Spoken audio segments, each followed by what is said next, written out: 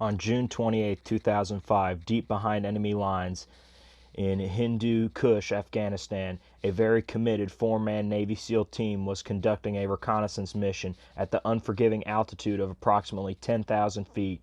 The SEALs, Lieutenant Michael P. Murphy, Danny Dietz, Matthew Axelson, and Marcus Luttrell had a vital task. The four SEALs were scouting Ahmad Shah, a terrorist in his mid-30s who grew up in the adjacent mountains just to the south.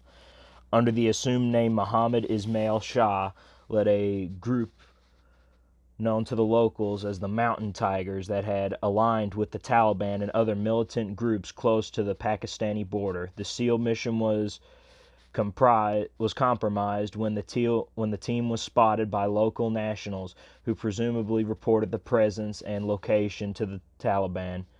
All hell broke loose after that. A fierce firefight erupted between the four SEALs and a much larger enemy force of more than 50 anti-coalition militia.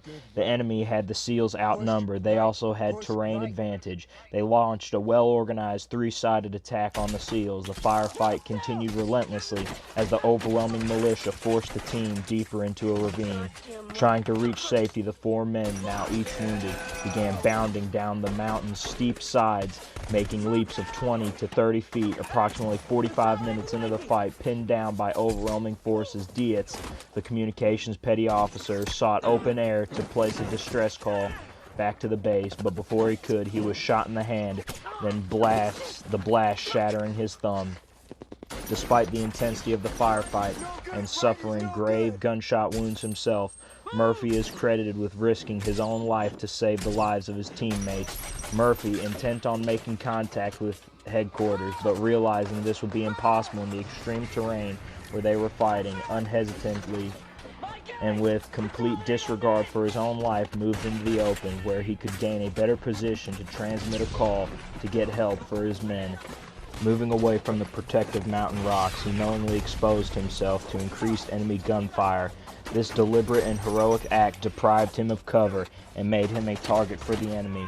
While continuing to be fired upon, Murphy made contact with the SOF Quick Reaction Force at Bagram Air Base and requested assistance. He calmly provided his unit's location and the size of the enemy force while requesting immediate support for his team.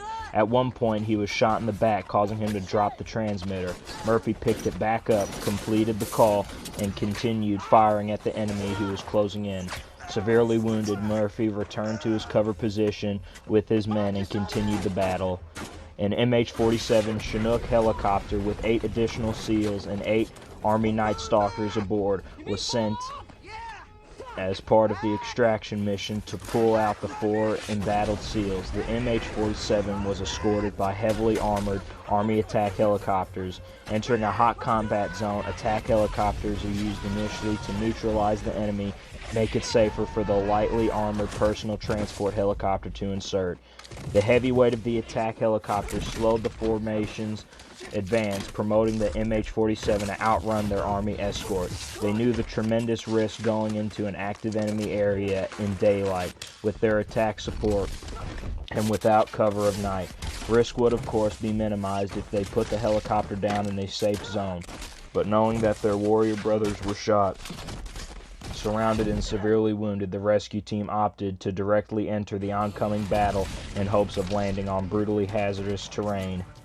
As the Chinook raced to battle, a rocket-propelled grenade struck the helicopter, killing all 16 men aboard. On the ground and nearly out of ammunition, the 4 SEALs continued the fight. By the end of the 2-hour gunfight that careened through the hills and over cliffs, Murphy, Axelson, and Dietz had been killed. An estimated 35 Taliban were also dead. The 4th SEAL, Marcus Luttrell, was blasted over a ridge by a rocket-propelled grenade and was knocked unconscious. Regaining consciousness sometime later, Luttrell managed to escape, badly injured, and slowly crawl away down the side of a cliff. Dehydrated with a bullet wound to one leg, shrapnel embedded in both legs, 3 vertebrae cracked, the situation for Luttrell was grim. Rescue helicopters were sent in, but he was too weak and injured to make contact. Traveling 7 miles on foot, he evaded the enemy for nearly a day. Gratefully, local nationals came to his aid, carrying him to a nearby village where they kept him for 3 days. The Taliban came to the village several times, demanding that Luttrell be turned over to them. The villagers refused. One of the villagers made his way to a Marine outpost with a note from Luttrell, and U.S. forces launched a massive operation that rescued him from enemy territory on July 2nd. By his undaunted courage, intrepid fighting spirit, and inspirational devotion to his men in the face of certain death, Murphy was able to relay the position of his unit, an act that ultimately led to the rescue of Luttrell and the recovery of the remains of the 3 who were killed in the battle. This was the worst single-day U.S. forces death toll since Operation Enduring Freedom began nearly 6 years ago. It was the single largest loss of life for naval special warfare since World War II. And I will end this with a quote from the Naval Special Warfare. The Naval Special Warfare community will forever remember June 28, 2005, and the heroic efforts and sacrifices of our special operators.